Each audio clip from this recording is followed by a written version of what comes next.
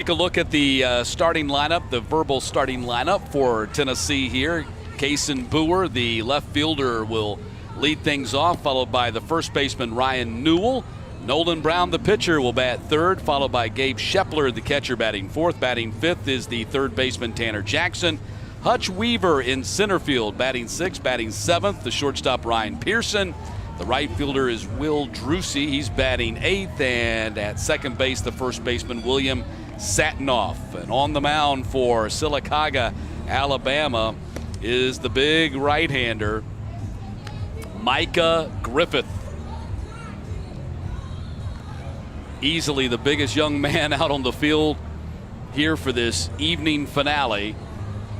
Micah Griffith on the hill for Alabama. Now, Alabama, a very interesting story. They did not even play in the state tournament. There was only one entrant in the state tournament. So this is the first game that these Sylacauga All-Stars have actually played together. They've had some scrimmages and they've had some practices, but because there was no state tournament for them to win, they were the winners technically coming out of the state of Alabama. So we'll see how they do here tonight against a very seasoned Nolensville, Tennessee Little League team.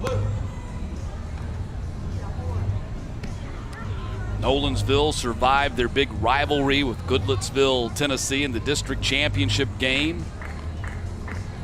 They've been playing Goodlettsville in that rivalry. Two of the best teams in the state of Tennessee meet up in the district every year, and since 2011, the winner of that game has gone on to the state championship. And that's exactly what happened again this year for this Nolensville team. Had a strong run through the tournament. They five-time state champions, winning in 2013, 14, 15, 18, and now here in 2021. This Little League program, now known as Nolensville, at one time known as South Nashville, advanced to the Little League World Series in Williamsport in 2013 and 14. So Kason Boer leading things off for Nolensville. I'll do my best not to call them Vanderbilt tonight. I mean, the uniform's an exact replica. The son of the Vanderbilt pitching coach. Nolan Brown is the starting pitcher for Nolensville tonight, and therefore the very strong Vanderbilt connection. Here's the 1-1 pitch to Boer. It's outside, and it's 2-1. Case, as they call him, 5'3", 90 pounds, 12 years old. Mill Creek Middle. Parents Josh and Heather. Siblings Britton, Harper, and Emery. Here's the 2-1 pitch, a swing and a miss from Griffith, and it's now 2-2.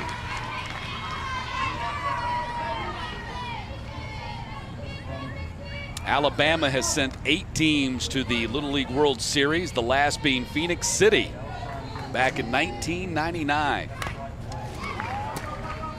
Tapper foul, who will come back to the batter's box. But this is the first time Sylacauga has ever played in the Southeast Regional, and it's their first state title since 1994.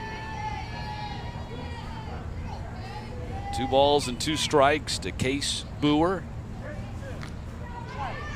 Favorite players, Derrick Henry and Freddie Freeman. His favorite teams, the Tennessee Titans and the Atlanta Braves. 2-2 pitch to Kason Boer. Hit off the end of the bat into right field for a base hit. It's going to roll between the outfield, and Boer stands at second with a stand-up double to start this game.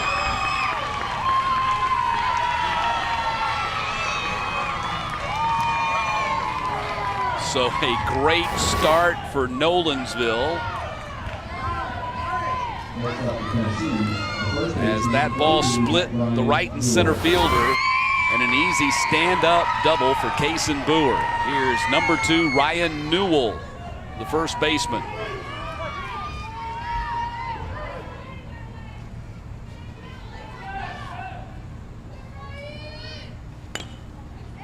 And Newell taps that foul. Newell, 5'2", 107 pounds, 12 years old. Out of Mill Creek Middle. Parents Tim and Megan, siblings Luke and Bren. Hit 5 home runs this season, all of them coming in the state tournament. Ball bounces to the backstop. That'll be a wild pitch. And Boer now at third base.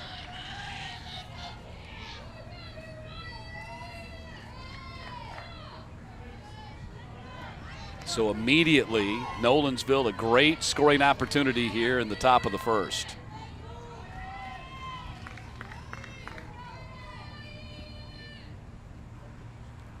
Here is the 1-1 pitch. Pitch missed high. They're going to score that in E4 on the original, so Boer does not get credit for a double. As the ball got by the second baseman Liner. By the way, maybe the best name in all of the tournament, Jet Liner, playing second base for Alabama. Ball ripped foul, just missed. Staying inside the fair line, foul line down the right field line. Would have been extra bases and a run scored for Nolensville.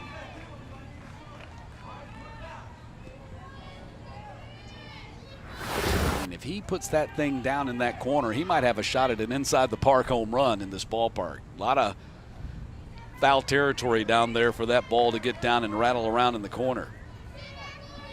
2 balls, 2 strikes to Ryan Newell. You can see Griffith already working up a sweat. That's ball 3. Ball gets away from the catcher. Here comes Boer from third. Safe. Nolensville has a 1-0 lead.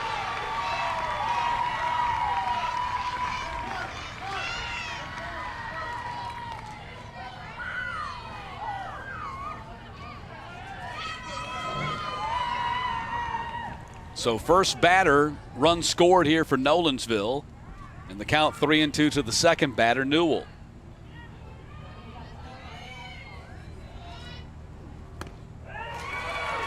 Got him to chase out of the strike zone, and that's out number 1. So Newell retired swinging.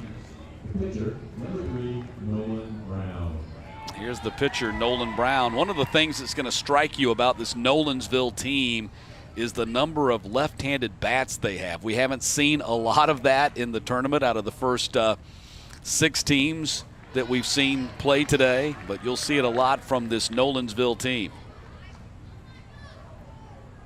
Nolan Brown, 5'3", 110, 12 years old, Brentwood Middle. And his dad, Scott, pitching coach Vanderbilt, mom Mary, Kelsey, Riley, Emma, his siblings, sends this one foul down the left field line.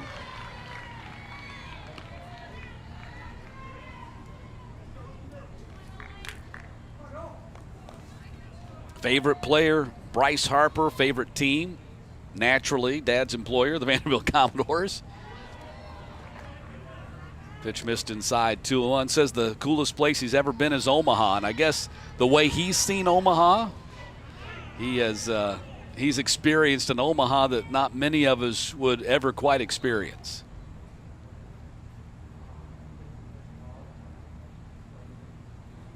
So now the second base umpire steps in here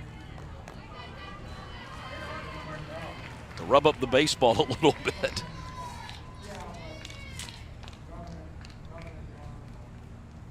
Here's the 2-1 pitch. Fouled back.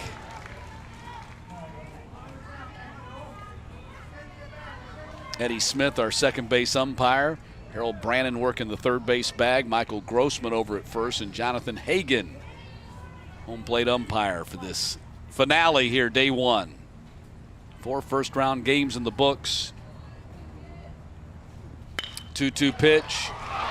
Gets by the shortstop into left field, gets under the left fielder's glove and rolls to the fence.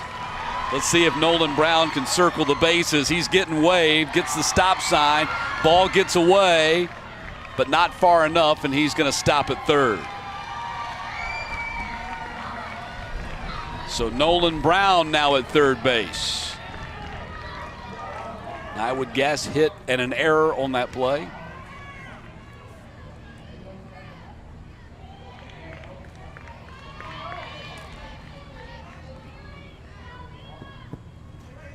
So Nolensville with a chance to plate their second run right here. Here's the number 4 hitter, Gabe Shepler.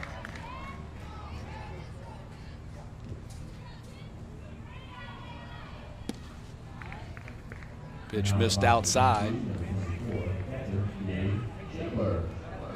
Shepler, 5'3", 100. He's 12 years old. Poplar Grove middle. Parents Mark and Heidi. Siblings Lauren, Kaylee, Isaac, and Gideon. Comes from a big family. Hit him in the back. Runners at the corners.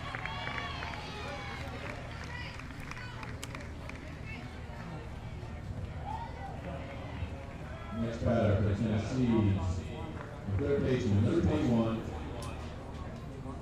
Well, Tanner Jackson was scheduled to bat here. They're going to pinch hit for him, I think, before he even bats. Looks like and they told us this was kind of a strategy. If they had runners on base, that they might do this and get Rocco Stark up there to the plate. He's a much bigger and powerful bat than Tanner Jackson. Jackson's kind of in there, better bat handler, puts down the bunt, runs the bases. But if they had runners on base early on, first inning, they'd pinch hit, and that's exactly what they're going to do here with Rocco Stark.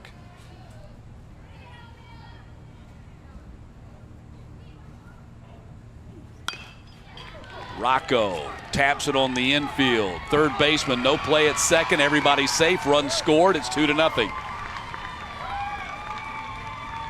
Jones couldn't get it over to the second baseman liner in time. So everybody's safe.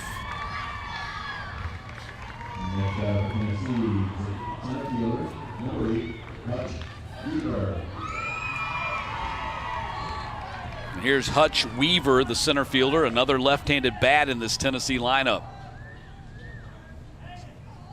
Going to score that a base hit, so runners at first and second for Tennessee.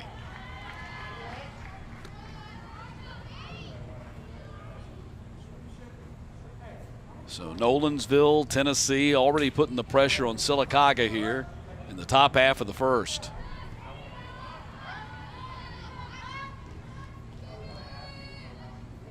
Here's the 1-0 pitch to Weaver.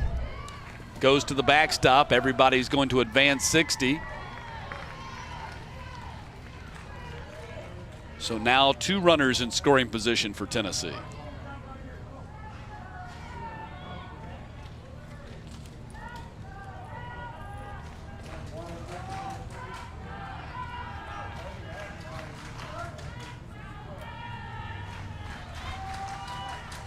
Two balls, no strikes to Hutch Weaver.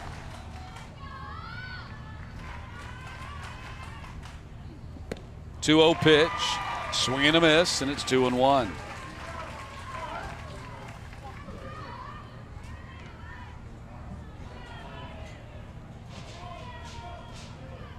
Hutch Weaver, nicknamed Chicken Man. 2-1, hit him. Bases loaded. Hit him on the foot.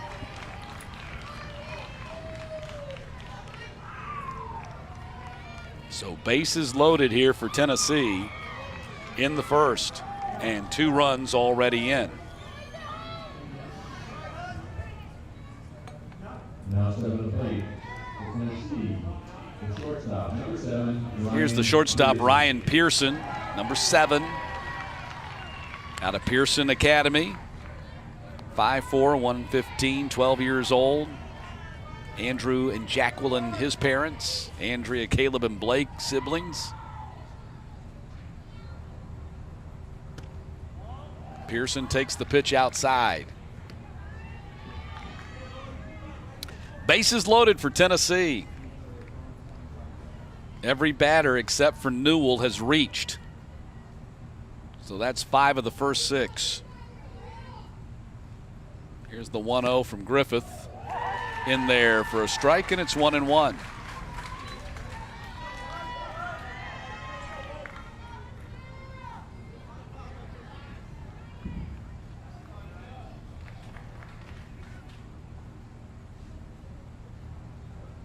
Pearson stands in there, sends it up the chute. Let's see if this is playable for anybody, and it won't be. Going to strike the overhang. And the young catcher, Ellison, was waiting for the ball to come back to him, and it went back the other way. He's still looking for it. He's like, where did it go? It hit and rolled the other way. 1 ball, 2 strikes to Pearson.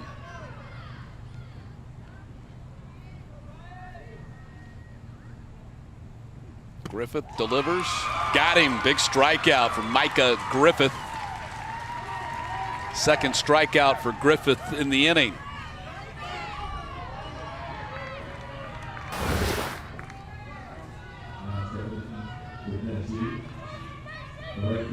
Brings up the number 8 hitter. And yet another left-handed bat for this Tennessee team, Will Drucey.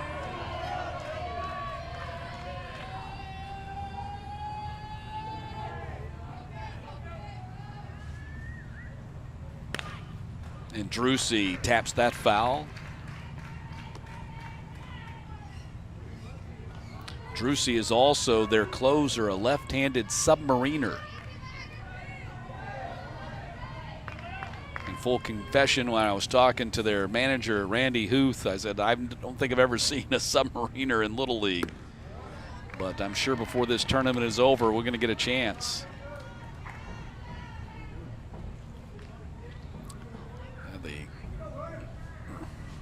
Randy Huth said, think Dan Quisenberry just from the left side.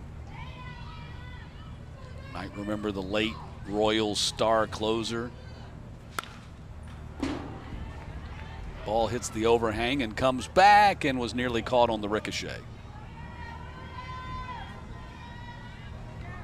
Now see, if this was arena football, that would have been playable. Off the net, off the overhang, it's in play. Or actually, if it's played in the Rays Stadium, if it hits the catwalk, it's still in play. 1 ball, 2 strikes. Drucey fouls it off again. Griffith trying to limit the damage here. If Sylacauga could get through this inning with only 2 runs scored, it would be a big accomplishment. Bases loaded for Tennessee.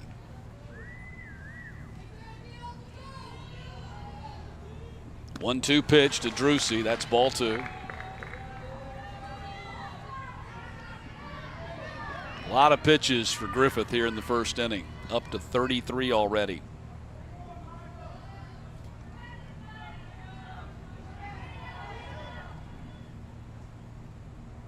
2-2 pitch. That ball is socked towards the gap.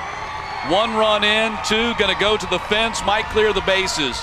2 runs in, here comes the 3rd, and they're going to throw the stop sign up for Drucey. A bases clearing triple. 5-0 Tennessee.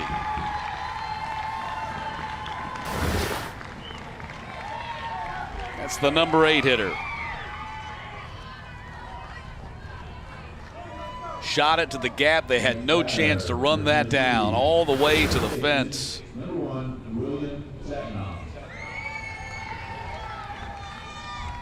So Shepler, Stark, Weaver all scored on that play. And here's William Satinoff.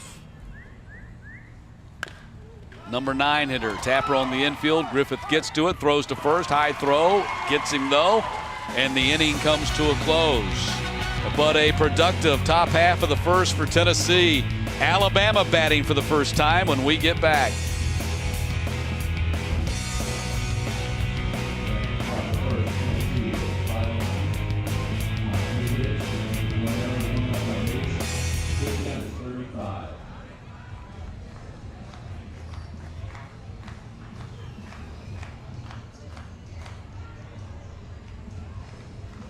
Sports Photo is the official photographer of the 2021 Southeast Regional Tournaments. Be sure to visit their booth on the concourse to view their great photos and the great work they do for your child and your team. Brewing Southeast Park is a faculty complex. This includes vaping, chewing tobacco, and all other products. Thank you for adhering to this policy and keeping our complex safe.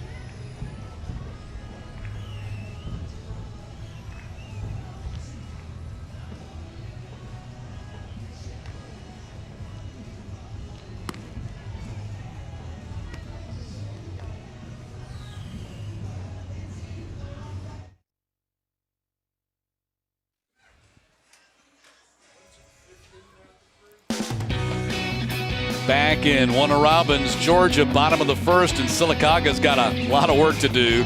Nolensville, Tennessee, jumping out to a 5-0 lead with a big top half of the first inning.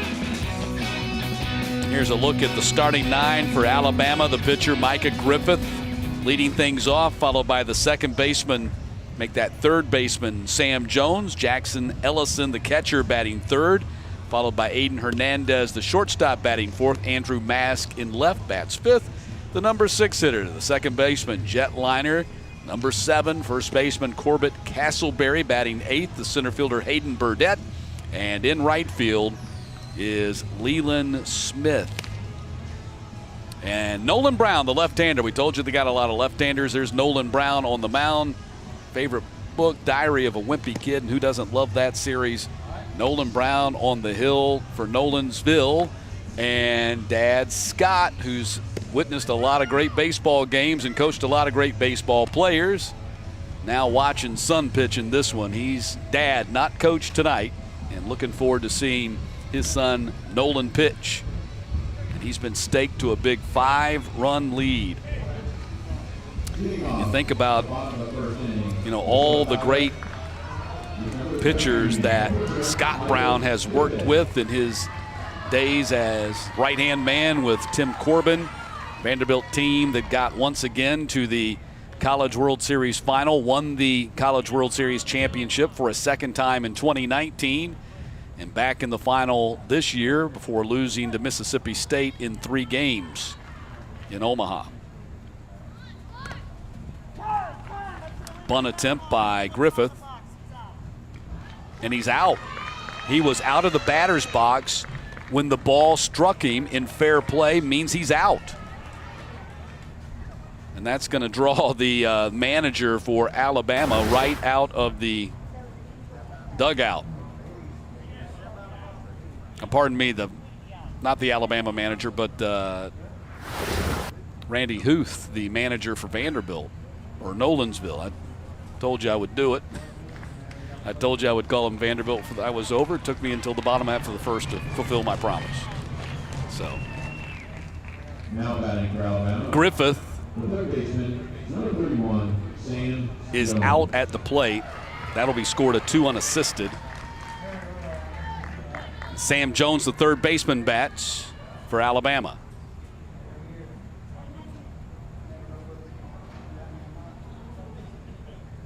Silicaga wearing the crimson jerseys here. And here's another look at what happened with Micah Griffith. Now see, ball. He stepped on the plate. That's what the ruling was. He stepped on the plate. Not that the ball struck him, but he stepped on the plate.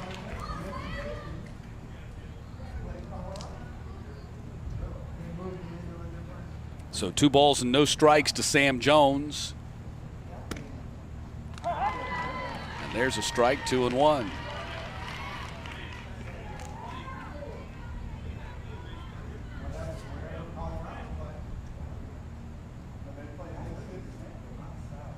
Two-one pitch, swing and a miss, late on the fastball, 2-2. Randy Huth says this is not necessarily the most talented team they've ever had at Nolensville or the biggest or best pitchers and hitters, but the most complete team. I think you kind of got to look at that in the top half of the first as Jones goes down swinging for out number 2. The next batter for Alabama, the catcher, number 2, Jackson Ellison. Here's the catcher, Jackson Ellison.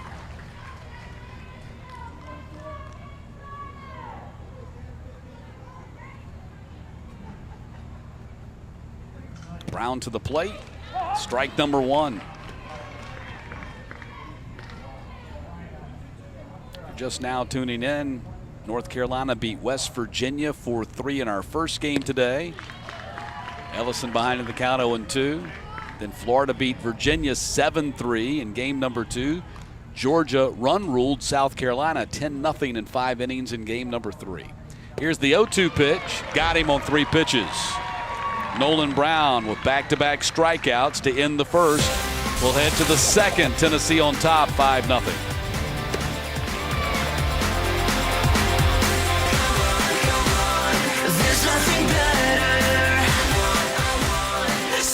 Georgia, they're all in the winner's bracket for tomorrow's second round action.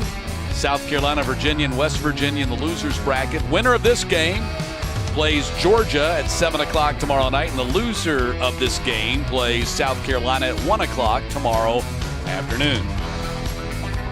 And if you were wondering, you saw Jack Leiter, you saw Tony Kemp, you saw David Price, all of them Vanderbilt Commodore stars. Mookie Blaylock, of course, was also in there, but he's a Nashville guy. He played at Overton High School in Nashville. Didn't play at Vanderbilt, but played at Overton. Mookie, what did I say? I said Mookie Betts. Now, Mookie Blaylock didn't play at either one of those schools, but Mookie Betts did play at Overton High School. Mookie Betts, Mookie Blaylock, and then Mookie from Do the Right Thing, the three famous Mookies of all time. And here's Kason Boer. And Mookie Wilson for you people that are Mets fans. So that's four famous Mookies. And I guess if we continue on, we could probably come up with a few more.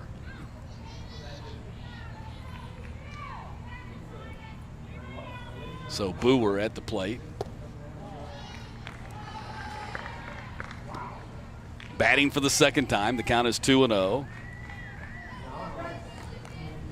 But this is Braves country down here. This isn't Mets country. The faltering Mets, we might add. Soon to lose the division lead. Little pop-up there on the infield, and that's going to be a base hit for Boer. Kind of fell in no man's land, and neither Griffith or Liner could get to it.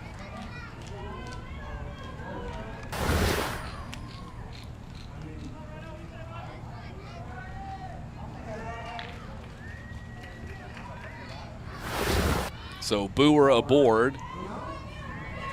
And nobody out. Here's Ryan Newell, struck out his first time up.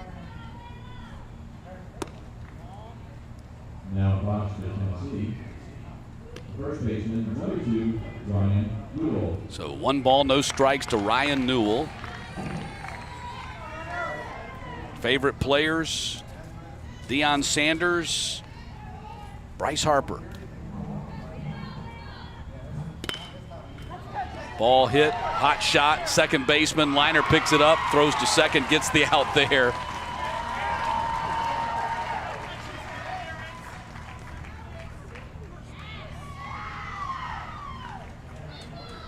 So they're going to send the... Did we have catcher interference? I think we had catcher's interference. So runners at first and second, no outs on the play. So no out recorded there because the bat hit the glove of the catcher. Catcher's interference, first and second, and nobody out. Here's a look at it right there. You can see, yep, knocked the glove right off his hands. And here is Nolan Brown batting. First and second, nobody out here in the second. And Tennessee's at it again. Ground ball gets into right field for a base hit. Boer waved around third. He's going to score without a throw. Heading to third base is Newell, and it's 6-0 Tennessee.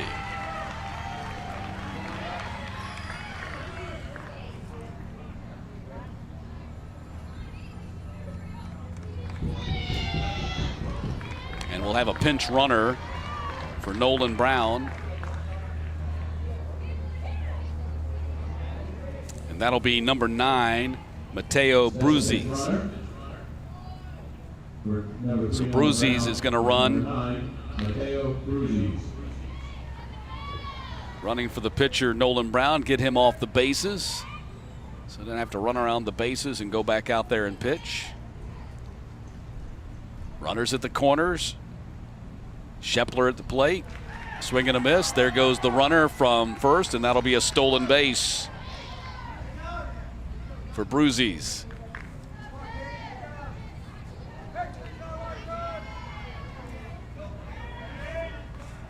So 2 runners in scoring position now for Shepler, who was hit by a pitch and scored back in the first. Straight up the chute. Let's see who can make a play on this. Griffith, the pitcher, calls for it and takes it.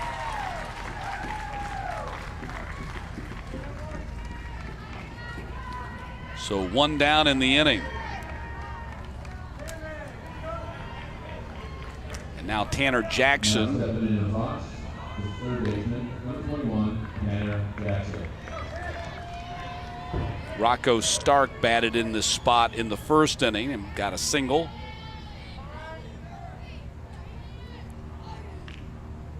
You see Tanner Jackson, you got to keep 1 foot in the batter's box at all time.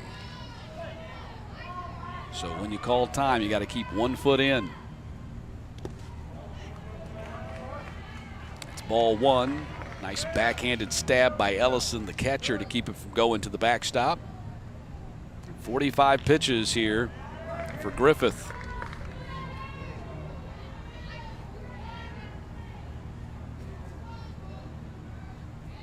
Alabama has recorded only 4 outs to get to that 45 pitches. Blooper in the left field, base hit. Gets by the left fielder. 2 more runs are going to score.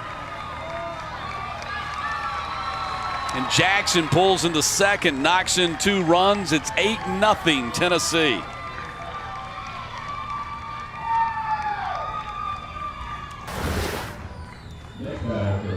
So Tanner Jackson delivers in his first plate appearance of the game. And here's Hutch Weaver, walked his first time up.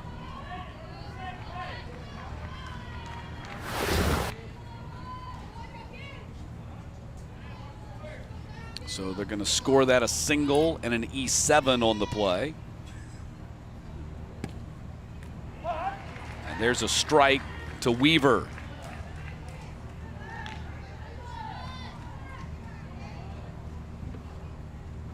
This Tennessee team just continues to pile it on here, leading 8-0 in the second. Did he go? They appeal down to third base umpire Harold Brannon, who said he didn't. Count 1-1.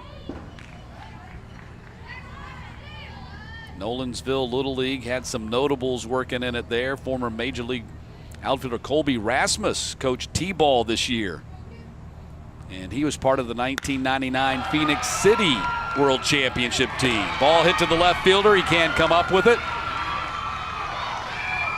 Here comes another run. They're going to wave him.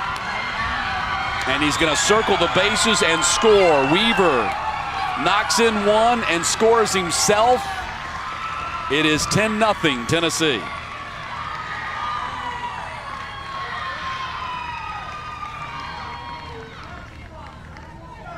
We'll see how they score that, whether they giving him inside the park home run or not.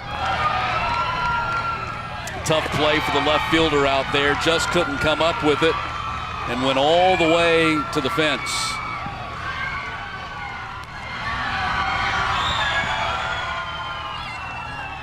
Plated Tanner Jackson and then scored himself.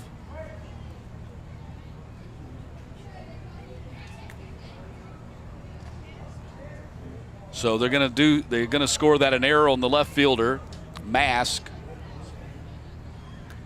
So no hit, no RBI, but 2 runs score, which is the bigger story for Tennessee, and a 10-0 lead here in the second.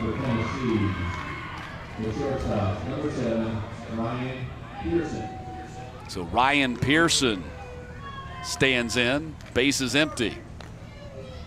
It's still just 1 out. Pearson struck out swinging his first time up.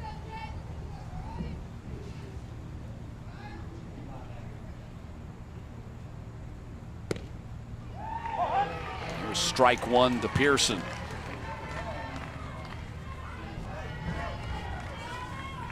They call Ryan Pearson the scientist.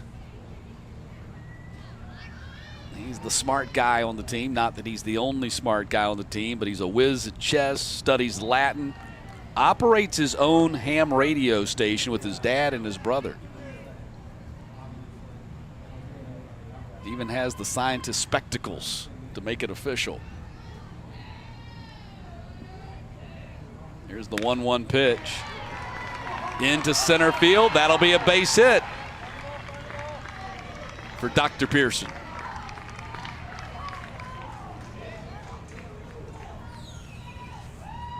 The hit parade just keeps on coming here for Tennessee.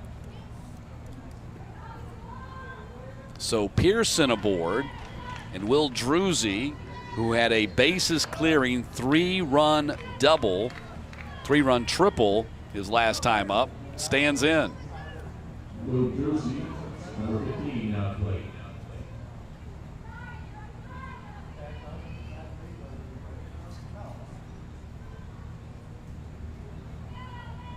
Been a tough night all the way around for this Alabama team. As we mentioned, Sylacauga, the only entrant coming from that state. So we knew they were facing kind of an uphill climb just simply because they had not had a chance to play any competitive games en route to the Southeast Regional. Only had scrimmages and practice games, and that's just a tough assignment when you're playing a seasoned team like Tennessee. And it is shown here in this opening game. Another base hit as Druzy pokes it into right field. So you can see that the 15-run rule certainly could come into play here. That's 15 runs or more after the 3rd inning. 10 runs certainly after the 4th, and we are already there with a 10-0 lead in that category. Drew Wagner pinch hitting here for Satinoff. Swings and misses.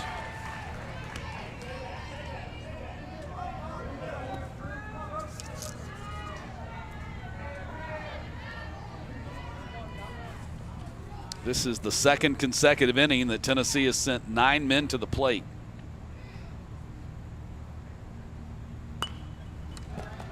Fouled back to the screen.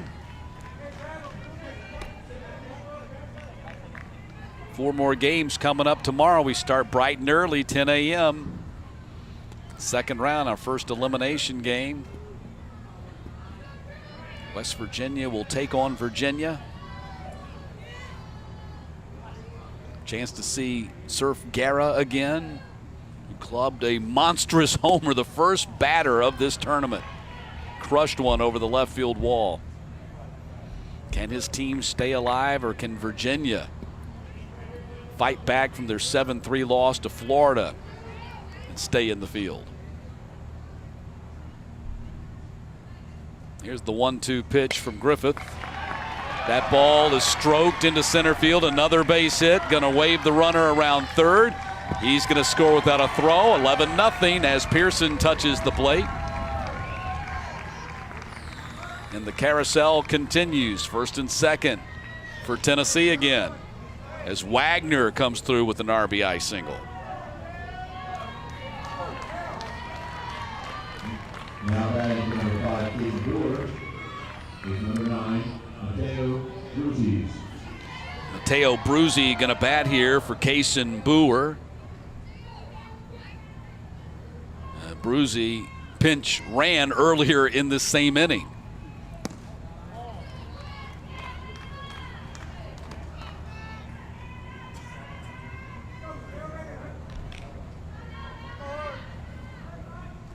$11-0 Tennessee on top here.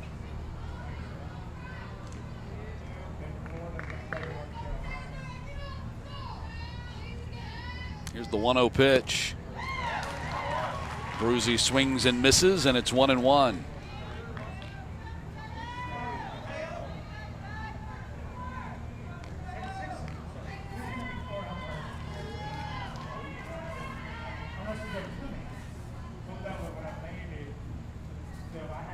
One ball, one strike. To the backstop. Everybody's going to move up 60 feet. Second and third now for Tennessee.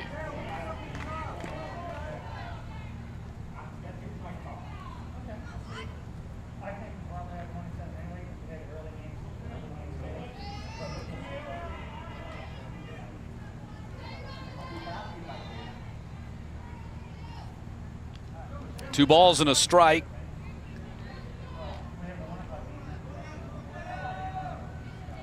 As Bruzzi, the 10th man to bat for Tennessee in this top of the second. Deep fly ball right field. Let's see if Johns can handle it, and he comes up with the catch. Runner tags from third, and now racing home, a double tag scoring all the way from second as the second baseman Liner held on to the ball too long instead of getting the ball back into the infield. 2 RBI on the sac fly by Bruzy, and it is 13-0. Next batter with Tennessee is first baseman number 2. Nice catch out there by Leland Johns. Got the ball in quickly. Now, here was where the problem started. Liner just held the ball and did not get it in quick enough, allowing Wagner to score from third, actually to score from second. So a pitching change here. Griffiths comes out, will step aside. Tennessee leading 13-0.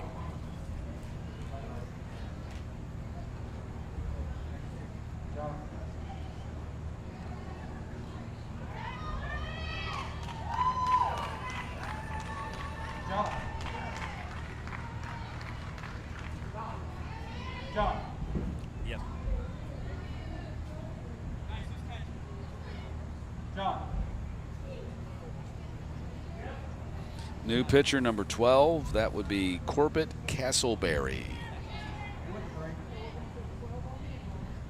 You got it.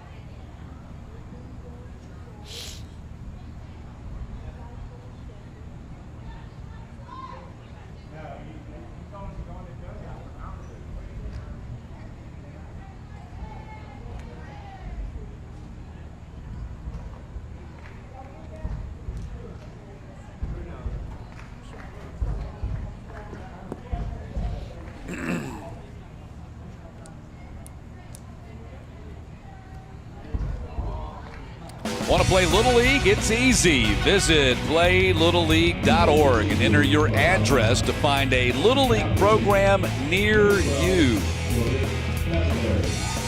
And all Tennessee here in our final first round game. A 13-0 lead for the boys from Nolensville. New pitcher for Alabama will be number 12, Corbett Castleberry. So Castleberry moves over from first base to pitch. Griffith goes from pitch to shortstop. Or does he? And now we have players leaving the field. And so, yes, we're believing that Griffith will play short, and then the catcher is going to move to first base. That would be Ellison, and we will have a new catcher. And that will be number 25, Aiden Hernandez.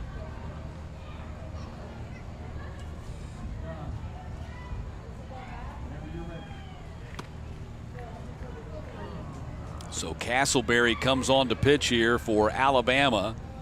13-run lead for Tennessee. 5 runs in the first. They've scored 8 more here in the second, and they've certainly put this game in position for a run rule after 3 innings. 15-run lead after 3 innings would end the game. They have certainly positioned themselves to do that, sending 10 batters to the plate here in the second inning. And Alabama still trying to get that final out.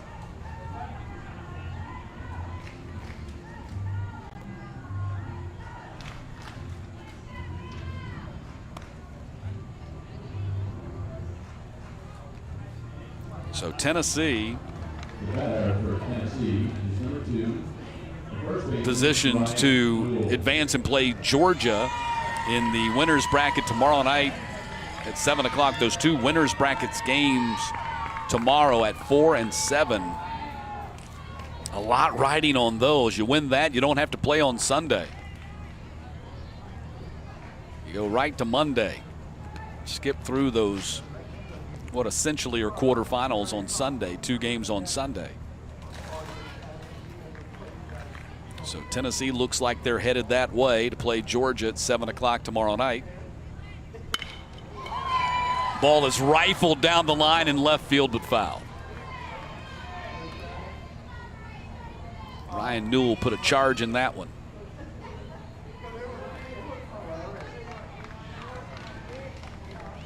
One ball, 1 strike to Ryan Newell.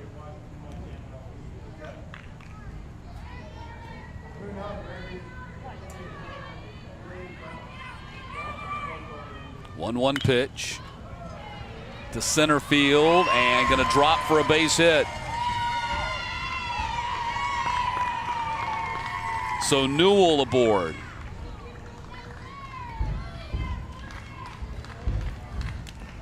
The hits just keep on coming. Nolan Brown, the pitcher. He's got 2 base hits already in this game today.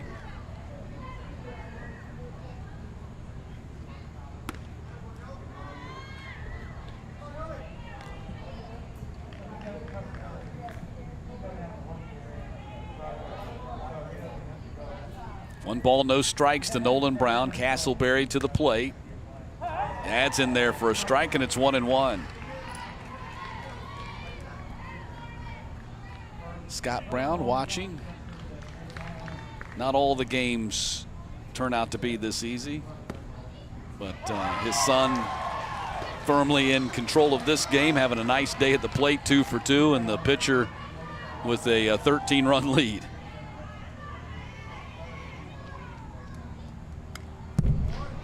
Foul back to the stream.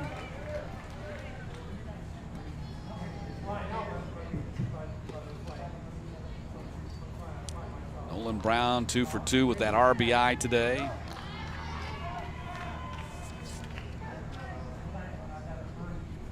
And hard to believe, 13-run lead. Alabama still has only had 3 batters come to the plate in the game, the first inning, trailing 13-0.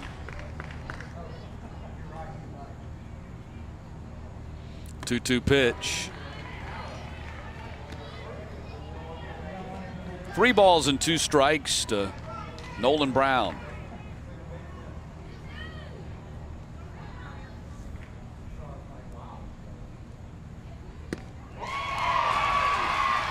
Big strikeout there for Castleberry, and that's out number 3. Yeah, the inning is over, folks. 8 runs cross for Tennessee, and the inning finally comes to an end.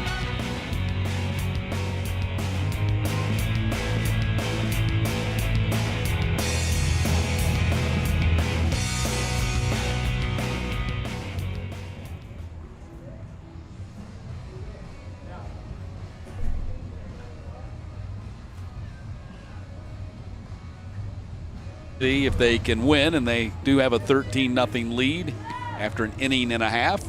Would move into the winner's bracket and play Georgia tomorrow. And you see South Carolina, Virginia, and West Virginia will have to fight their way out of the loser's bracket. Leading off the bottom of the 2nd innings for Alabama is the catcher, number 25, Aiden Hernandez. So Aiden Hernandez becomes just the 4th Alabama batter in this game.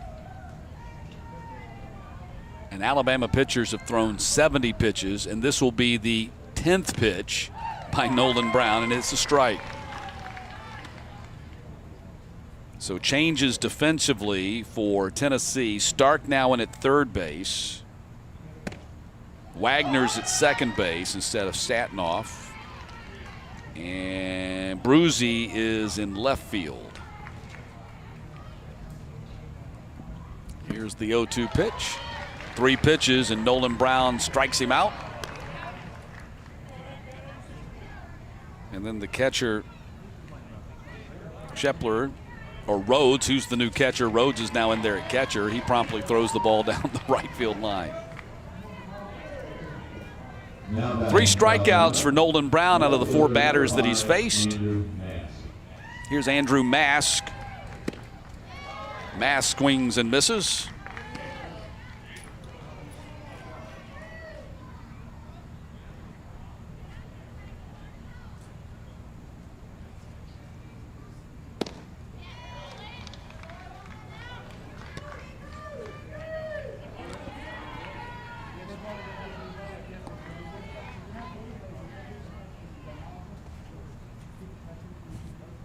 Here's the 0-2 pitch. Mask chases that out of the strike zone.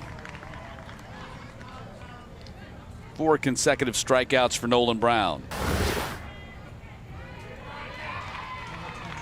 Next batter for Alabama is the 2nd baseman, number 4,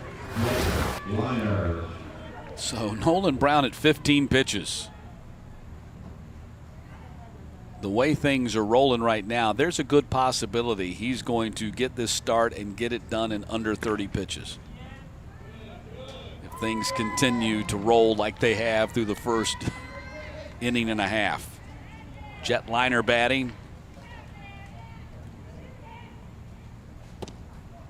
He swings and misses. Are we about to have an immaculate inning? 9 pitches, 9 swings and misses. 0-2 pitch. There it is. 9 pitches, 9 swings and misses for Nolan Brown. 13-0. We head to the third.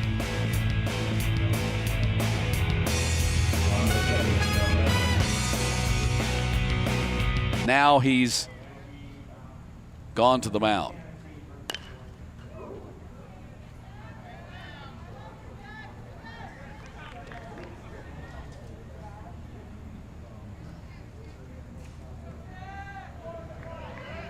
Call him J-Man.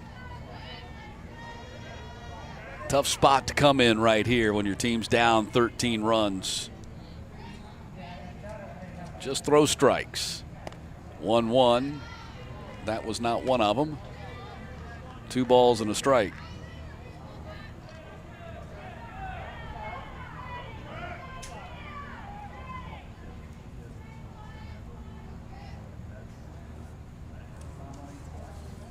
Two-one pitch, way outside, 3-1 to Jack Rhodes.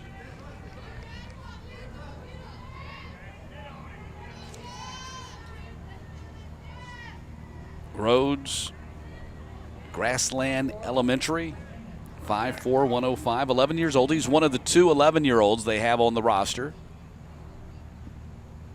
3-1 pitch, and that's ball 4. So a 5-pitch walk puts Rhodes aboard.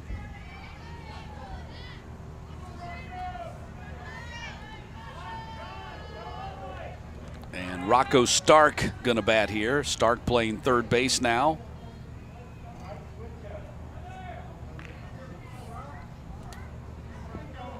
He's out of Grassland Middle. 5'4", 145. His dad, Zach, was a left-handed pitcher drafted by the Marlins in 1993, and his mom, Beth, played basketball and coached basketball for Lipscomb. Ball got away, advancing to second. Jack Rhodes on the play.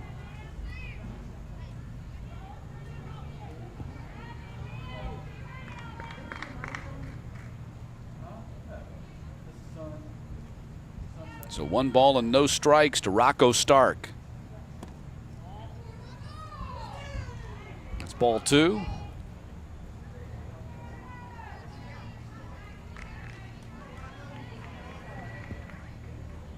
believe that's the Florida baseball team out there sprinting on the hill. Most of the teams have stuck around and watched a little extra baseball. That ball is driven to left field, and it is gone.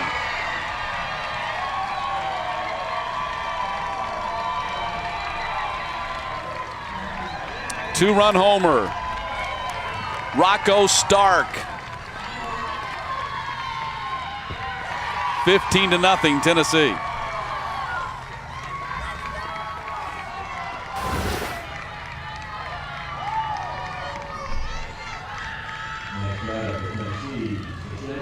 Ball right in his wheelhouse. And hit it probably about 235 feet. Here's Hutch Weaver.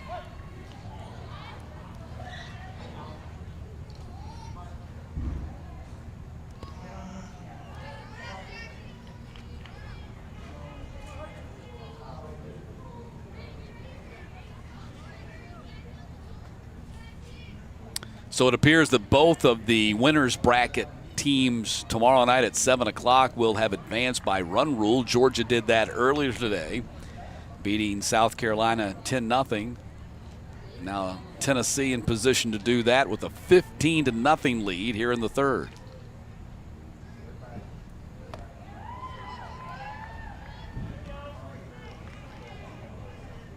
Count now 3-0. They're the Florida team. Then the winner's bracket, they'll play at 4 o'clock tomorrow. They'll be taking on North Carolina. That should be a great game.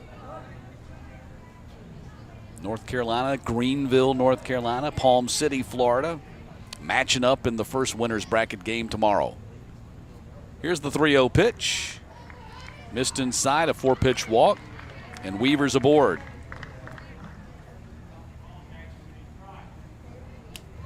Next batter for Tennessee is the shortstop, number 7, Ryan Pearson.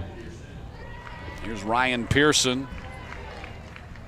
Pearson 1 for 2 in the game.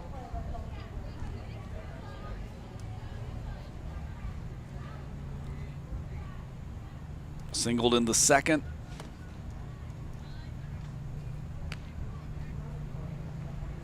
Young Jackson Ellison having some trouble finding the strike zone here.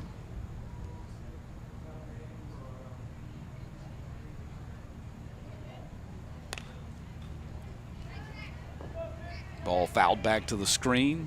11 hits for Tennessee in this game.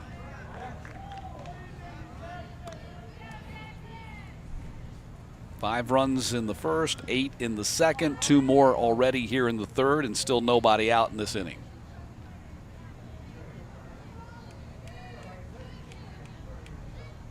One pitch, and that missed. It's now 2-1.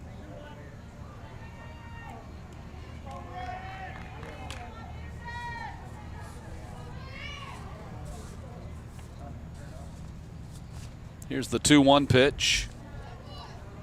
That missed low, 3-1.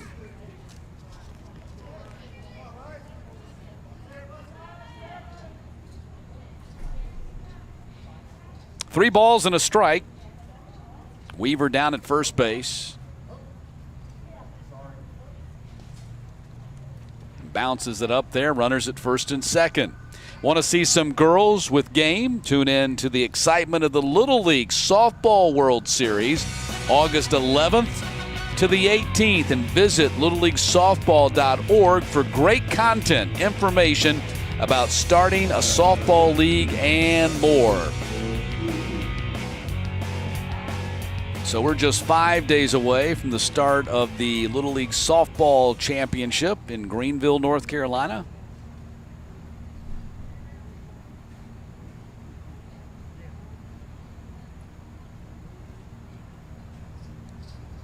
Looks like we'll have a new pitcher here. Jet Liner will be our new pitcher. So Jet Liner going to come on to pitch.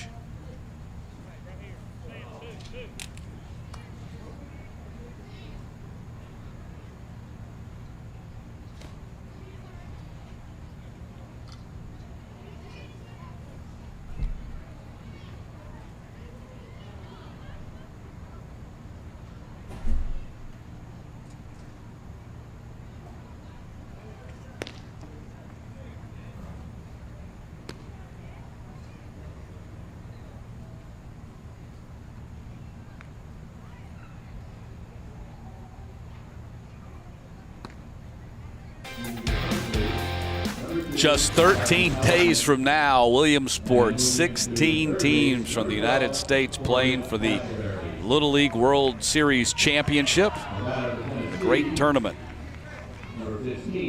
And Jet Liner has come on to pitch here. Here's Will Drusey. Drusey's 2 for 2 in the game, scored twice, knocked in 3 runs, had a triple in that big 5-run first inning.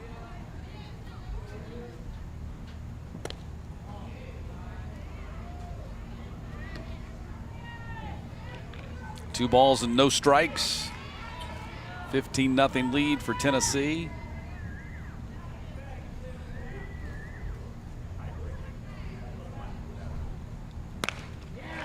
That ball socked into right field. Weaver gets held at third, bases loaded.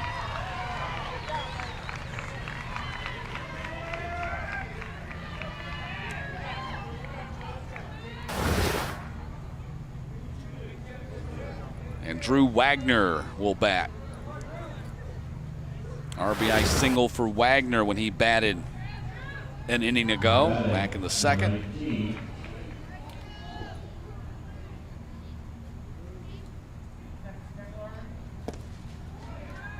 Nice stop by Hernandez to dive and keep that ball from going to the backstop.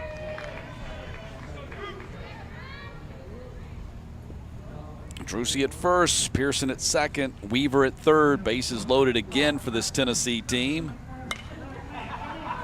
Fouled back to the screen.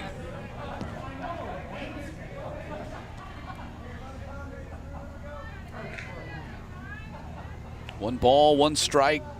Wrapping up day one, first round action here in Warner Robins, Georgia. 4 more games, second round action starting at 10 a.m. tomorrow morning. That ball is cranked to deep left field, and it is gone. Grand slam home run. Drew Wagner. It is 19-0.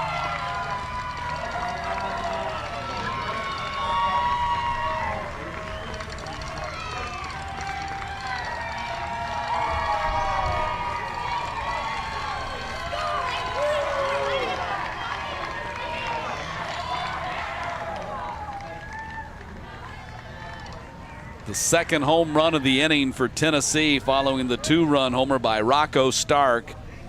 Drew Wagner just unloads with a grand slam. Starter number 5, Jason Brewer. So Kaysen Brewer batting for the 4th time in this game.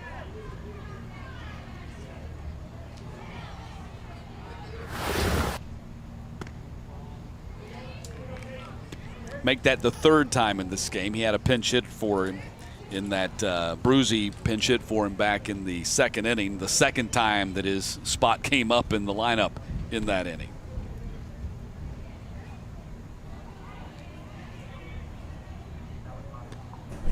So Brewer is, well, he's been on base twice. He does have a single. They scored his original plate appearance as an error on the second baseman.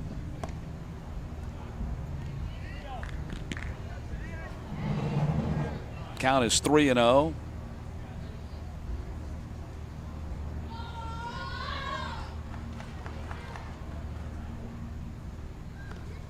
Jetliner pegs him with the pitch.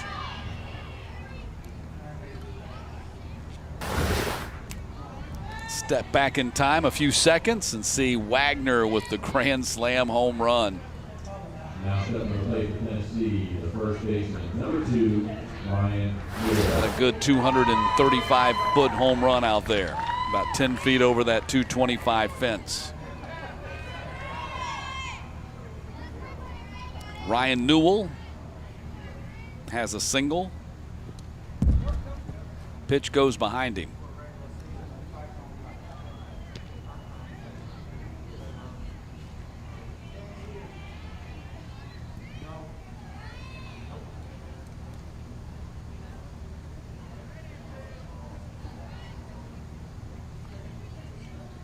One 1-0 pitch from Liner. A little bit inside that time, 2-0.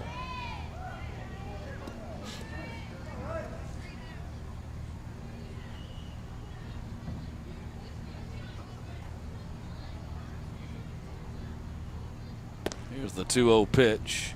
Missed outside, 3-0. It's a tough position to be in, no doubt about it, for the Alabama kids. I was on that side of things a number of times during my Little League career. It's just not a whole lot of fun. Ball hit to center field, and it gonna get over the center fielder's head and one-hop the wall. And that will be a long single. I believe the instructions had come in to take one base. So a long single, first and second for Tennessee as Newell reaches. Next batter, pitcher, number 3, Nolan Brown. Nolan Brown steps to the plate.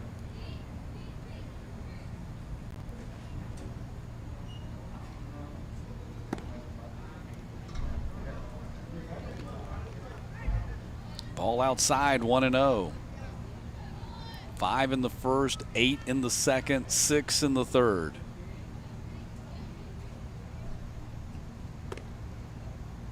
Pitch outside, 2-0.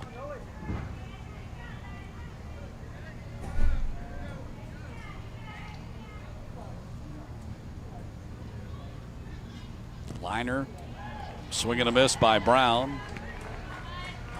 2-1. Still nobody out in the inning.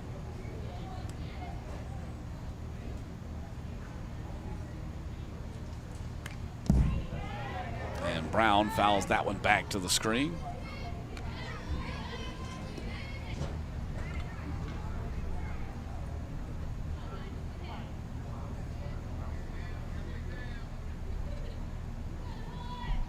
Liner looks in, gets the sign from Hernandez, and throws it behind Brown. The runners will not advance.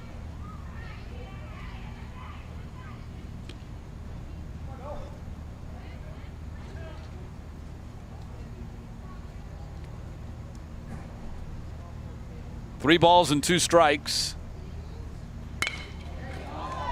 Rifle shot into right field, base hit. And everybody will stop at their bases, bases loaded.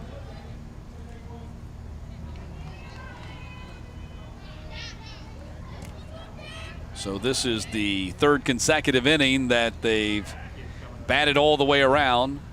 Next batter is number 12, Jack Rhodes. They sent 12 to the plate in the second. They spent 9 in the first, 12 in the second, now 9 here in the third, and still nobody out. Jack Rhodes batting, sends it into right field for a base hit. Another run will score. And it's 20-0.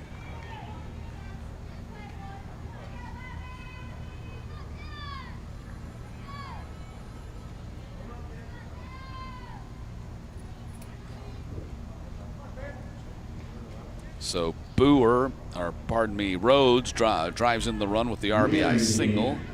Number 21, Tanner Jackson. So Tanner Jackson gonna bat in this spot. And he pops that one into center field for a base hit, and it's 21-0.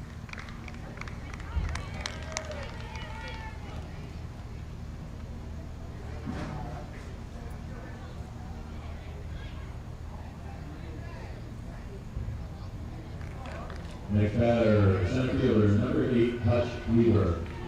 Here's Hutch Weaver.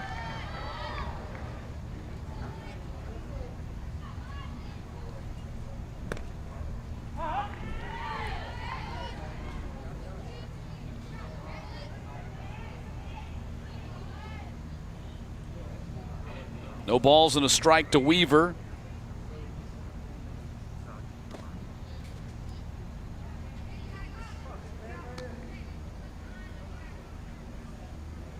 I think everybody watching just pulling for Alabama to get some outs here. And that ball hit to center field. That's going to drop. Another run will score, and it's 22-0.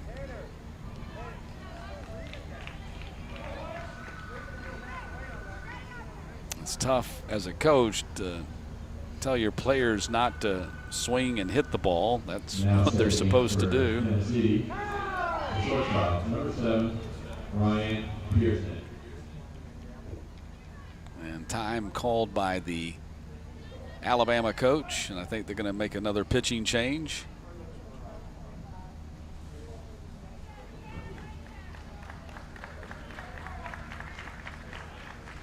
So we'll step aside as they change out the pitchers. 22-0 Tennessee.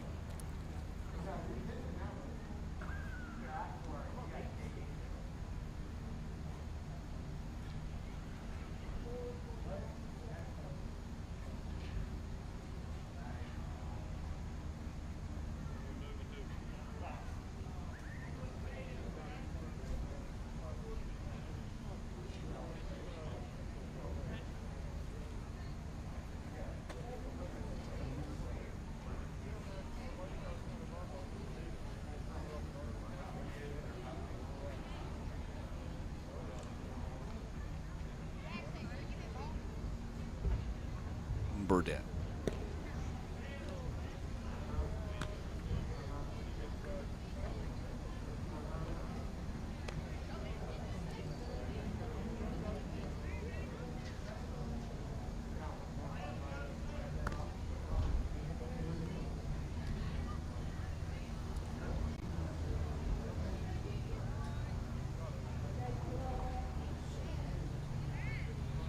Hayden Burdett will be the new pitcher for Alabama. Comes in with the bases loaded and a 22-run deficit.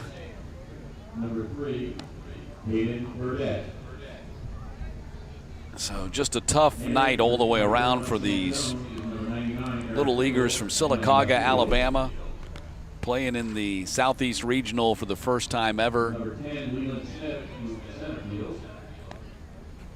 Some defensive changes. Second base. Smith now takes over in center field. Castleberry goes to third, Helms at first. I'll just give you the entire defensive alignment. Might be easier that way than just to try to keep up with the changes. Hernandez behind the plate. Helm at first, Liner at second, Griffith at short, Castleberry at third, Eccles in left, Smith in center, Johns in right. And Burdett on the mound. Still trying to get that elusive first out here in the third inning. Tennessee has sent 11 to the plate, and they've scored 9 runs in the inning.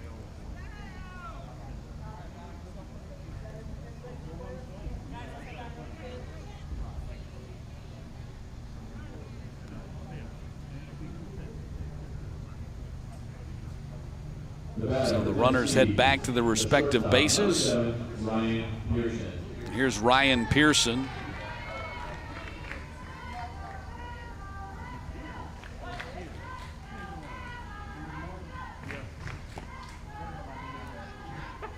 And Pearson at the plate. And I think Tennessee just trying to give him an out right there and did.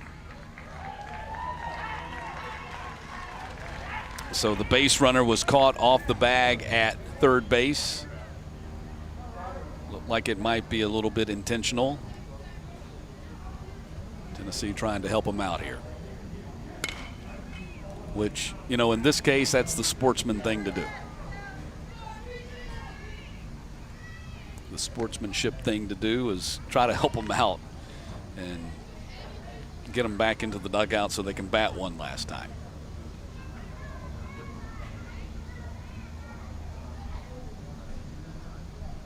Here's the 1-1 pitch. Missed high.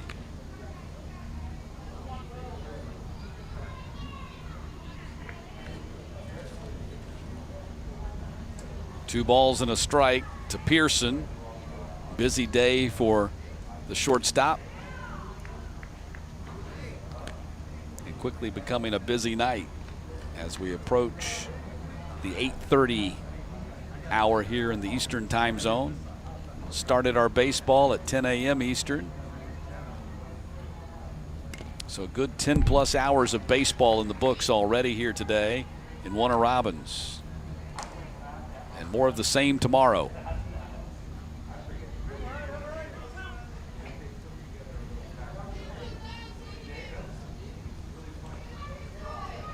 Three balls and 2 strikes.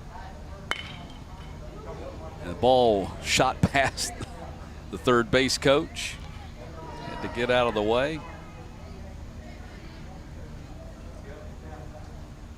Veteran coaching staff, Chris Mercado was the head coach of this Little League program for 3 consecutive state championship teams, 2013 through 15. The 13 and 14 teams advanced to the Little League World Series. And Randy Huth, in our conversation with him and the coaching staff, just said, you know, really just a tremendous benefit to him to have the veteran coaching staff that he has alongside with him on this journey as they try to get to Williamsport.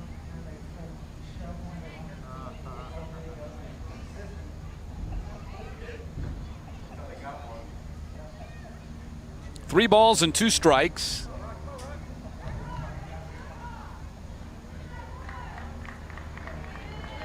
Pearson steps back in.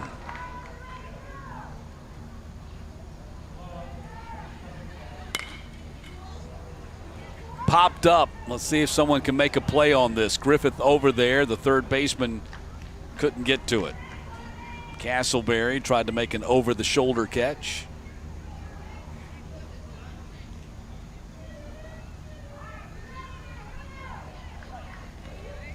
So the count remains 3-2 to Ryan Pearson. And that's ball 4. The bases are loaded.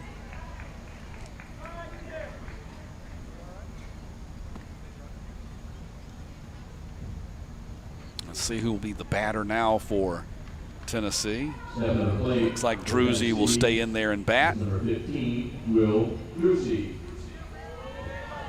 So Druzy stands in there. Bases loaded. And the third base runner there, Jackson, may have gotten the instructions to come off the bag at third base like they did the last time. And here he comes. He comes off the bag, and now the pitcher.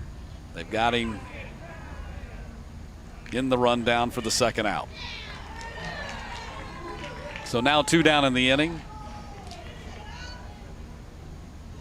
And give some credit there to the Tennessee team for doing what they're doing. Obviously, they're an experienced and seasoned program, and a very sportsmanlike thing to try to help out here. The ball is hit to right field. Everybody will stop at one base as the ball goes to the fence. Nobody's going to score on that play, and now they've got another runner at third, and we'll see if they surrender the out here.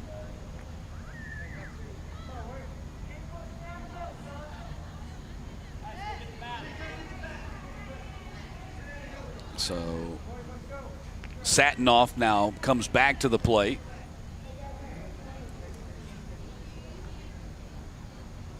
Re-entering and batting, number 1, William Satinoff.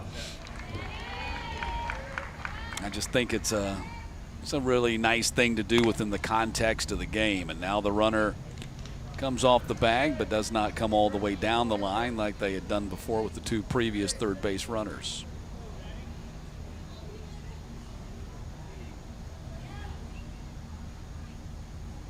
1-0 pitch. Ball bounces. Nice stab by Hernandez on the backhand. 2-0.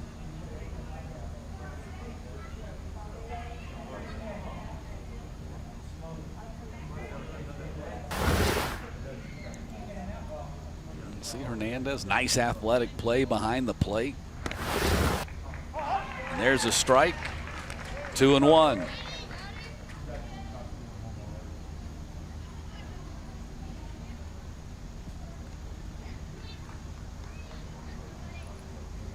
So Burdette trying to close out this inning. 2-1 pitch. Swing and a miss, and it's 2-2. Tennessee will play Georgia tomorrow, 2 teams that will have advanced by run rule. And that'll be for a spot in the Monday semifinals. Should be a great game. That's 7 o'clock. That'll be our final of 4 second-round games tomorrow. 2-2 pitch. Ball hit on the ground to the third baseman. Can't come up with it. Run's going to score, and it's 23-0. And now the runner is going to get caught in a rundown and end the inning. And that will finally bring the 10-run third to a close. One last chance to bat for Alabama when we get back.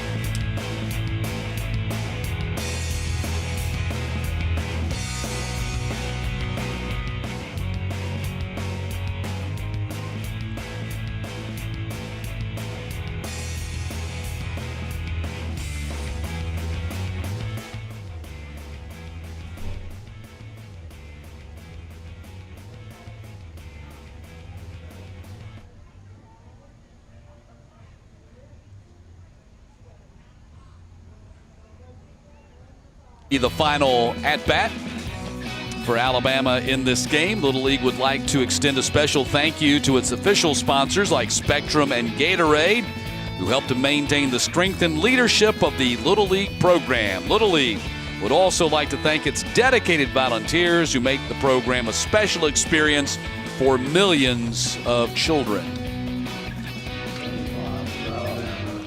And let me second that. All the great volunteers that we have working this event at the Southeast Baseball Regional in Warner Robins, Georgia.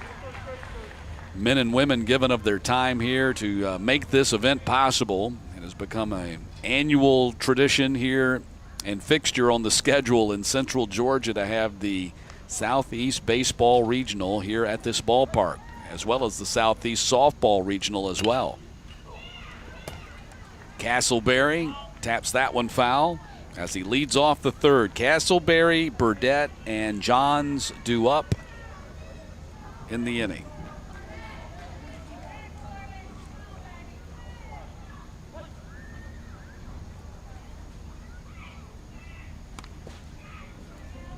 Pitch missed outside. It's 1-1. Only 20 pitches for Nolan Brown in this game. And let's see, 20 pitches, no rest required. So now he went to 21. So he would have to take.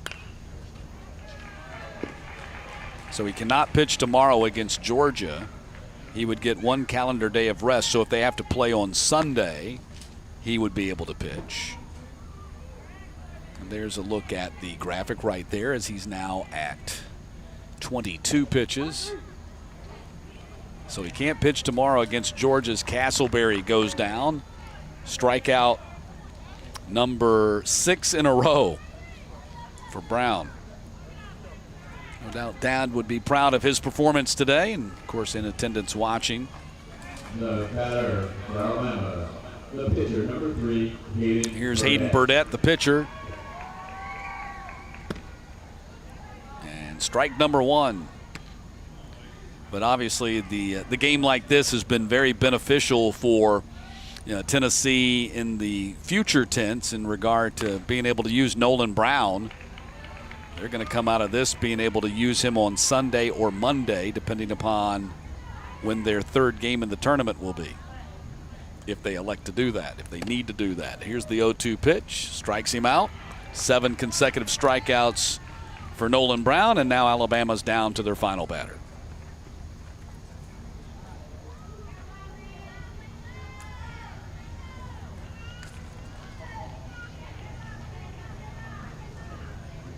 Here's Leland Johns.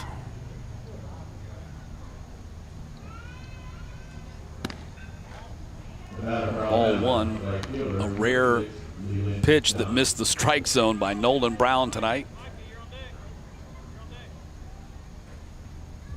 1-0 pitch.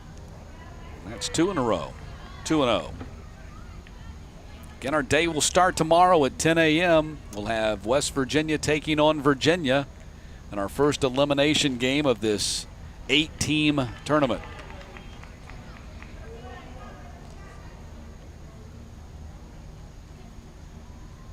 Here's the 2-1 pitch. And there's a strike, 2-2, and now Alabama down to their final strike.